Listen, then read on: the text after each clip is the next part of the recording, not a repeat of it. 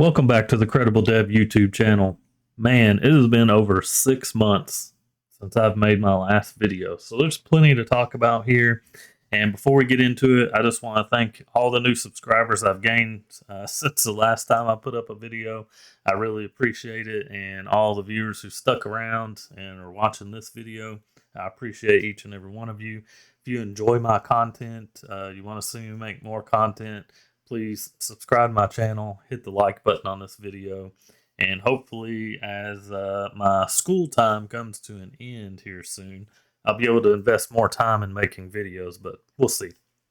So anyways, this video, I just kind of want to give you guys an update on everything that's been going on, everything I've been working on, things like that. Let's start off with maybe the most obvious thing. For those who've watched some of my previous videos, you may notice that I'm no longer on any version, well, technically any version of Linux. I have moved over to Mac. And let me tell you, Mac for me personally is kind of the best of both worlds. You know, I get some of the things that I get from Linux. It scratches some of those itches, and I get, just everything works, and I don't really have to worry or concern myself about everything. And a little bit more than that too, because the laptop that I had before, the Lenovo Yoga laptop that I had, I'd had it for 3 or 4 years. It was getting kind of slow. So I was looking around at other options and considering some things that I would like to work on in the future, like maybe some machine learning things, stuff like that. And I thought that the M series of the MacBook Airs might be a good choice from some things I'd watched online. And my wife has an M2 MacBook Air, so I played around with it a little bit. So I decided on the M3 MacBook Air. And let me tell you, I've been 100% satisfied with it. Haven't looked back at all. Sold my other laptop on eBay, so there really is no turning back at this point. But I've been very happy with it. The performance of it has been great. Everything that I use, everything that I need, it's there. You know, I'm able to do everything that I need to do. And the biggest thing is my productivity has increased immensely. When I was on Linux, I would want to jump, distro hop. I just want to tinker, and I would never get anything done because I was too focused on, ooh, let me, mess with this, let me tinker with that, and all the projects that I had, school, things like that, just trying to balance it all. I would just never get anywhere. So, since switching over to this MacBook, like I said, I've worked a little bit on some personal projects that I've been meaning to work on. And my school just started back for me. I had a 2 week break and started back at the beginning of October. And I have 3 classes left in my computer science degree. So I'm excited to get those wrapped up. Hopefully, maybe by the end of the year or the end of January, probably have those finished up, and I'll be able to dedicate more time to personal projects and making videos like this, going back to doing how-to videos and explaining some of the things that I do, and doing walkthroughs, things like that that have been popular on my channel in the past.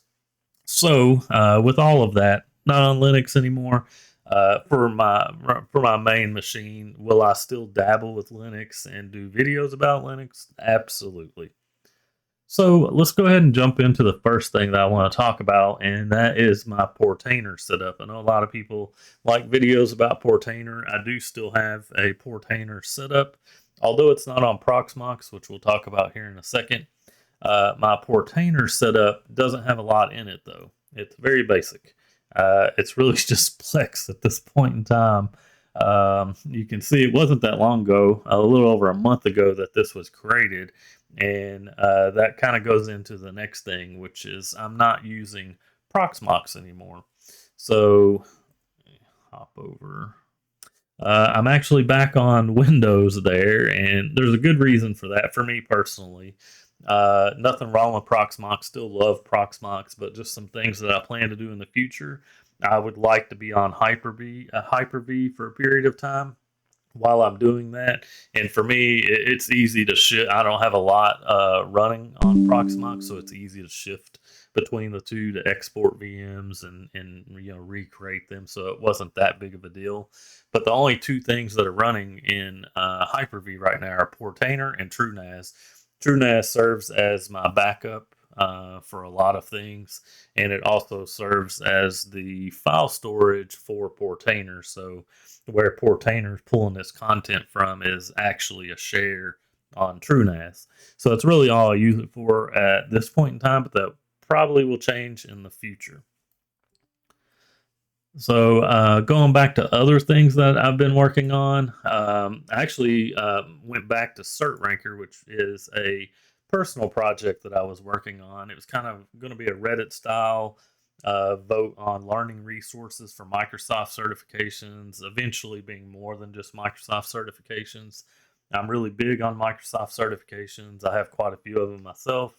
So I figured making a website where people could submit and vote on learning resources that are related to those certifications would be a good idea.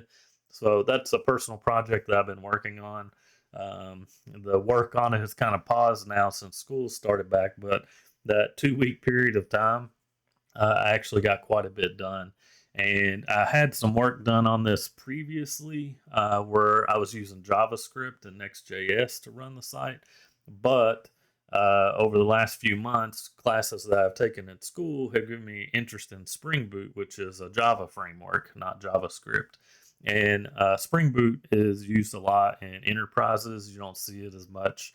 YouTubers talking about it because JavaScript is the popular language for startups and things like that. But in enterprise environments, typically Java and Spring Boot are a pretty common choice. So I decided to kind of scratch the project and start over and start with Spring Boot. So that's what we're seeing here is a Spring Boot application that's actually running on Azure and it has a Cosmos DB backend.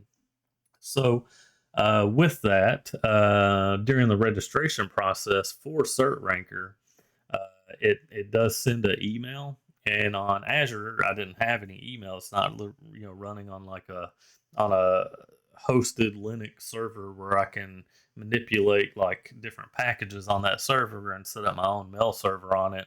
I would have to buy some licensing and for M365 to order to host email. So I decided to go back to Linode, and this is the only Linode that I'm currently running on there, and it's the mail server for CertRanker. And this was the easiest setup I've ever done of a mail server. I tried doing them in the past with installing everything manually, configuring everything manually. And if you've ever done that before, it can be quite the pain. It takes quite a bit of time. There's a lot to configure, a lot you could do wrong that's going to create headaches for you. And Mail in a Box, I'd never heard of this before. Mail in a Box made this super easy. Basically, just asking you questions during the install. You answer the questions. You change some DNS records for your domain to point them at it, and you're off to the races. Everything is working well. I mean, you still need to do some of the lockdowns on your server. You need to harden that server that you install it on. It's not going to do all of that for you. It does do a few things, but you still need to lock down like the root account so that you can't SSH to it with the root account. You need to set up your private keys and all that kind of stuff. Close off ports. So there is work to be done outside of what it does for you, but overall, it's a much better, much easier experience. So really, that's all I've got going on right now. I'm pretty heavily invested in school for the next couple of months. Just to kind of give you an idea of what I'm working with, I have 3 classes left. Some big ones: the data structures and algorithms, which I have some experience with already, but not quite to this level. So I'm investing a lot of time in this course, making sure I really comprehend and learn the material. After that, I'll be doing Introduction to Artificial Intelligence, which should be very interesting. I think both of these classes I think are Python related. And then finally, I have my capstone project, which from what I've read, I may be able to use part of what I'm doing in the data structures and algorithms course as part of the capstone possibly, but we'll see how that plays out. But very excited to wrap up this part of my life and finally finish college like I should have done like 20 years ago. So, anyways, if there's anything that I showed in this video you'd like to know more about, maybe the mail in the box, some Linode stuff, Portainer, whatever, leave a comment down below. Again, I appreciate everybody who stuck around. I know it's been a long time since I posted. I plan on posting some more videos soon, so hang in there with me, and I'll be back to posting more regularly. So, again, appreciate everybody. Thank you for watching this video. I hope everybody has a great weekend. Thanks.